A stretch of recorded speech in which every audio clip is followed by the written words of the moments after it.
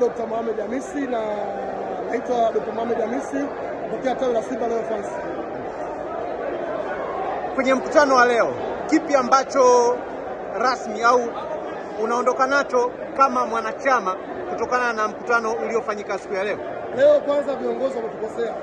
Viongozi wetu wa klabu hasa mwenyekiti ametukosea kwa mkutano wa leo, na inawezekana ametukosea kwa bahati mbaya au kwa makusudi, hatujui, kwa sababu mkutano umeuanza vizuri lakini ameumaliza kienyeji. Mkutano mkuu haumalizi kwa staili hii. Ukisema kienyeji unamaanisha nini?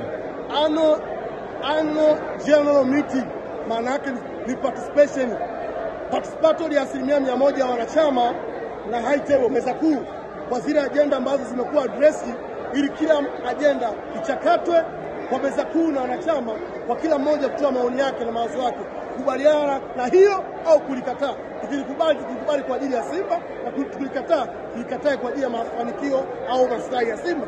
Lakini leo kitafanyika, tumekuja kusomewa agenda kama taarifa ya habari, yani tunasomewa papa, hakuna room ya kuuliza maswali, hakuna room ya kuhoji, hakuna room ya kuaju kama wanachama, na mwisho wa siku hatujaulizwa kama tumekubaliana au tumekataa.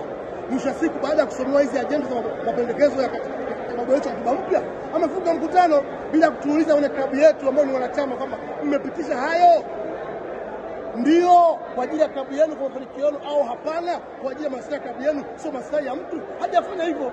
Kitafanyika baada ya kusomewa hizo agenda. Nimefunga mkutano kwa elimu.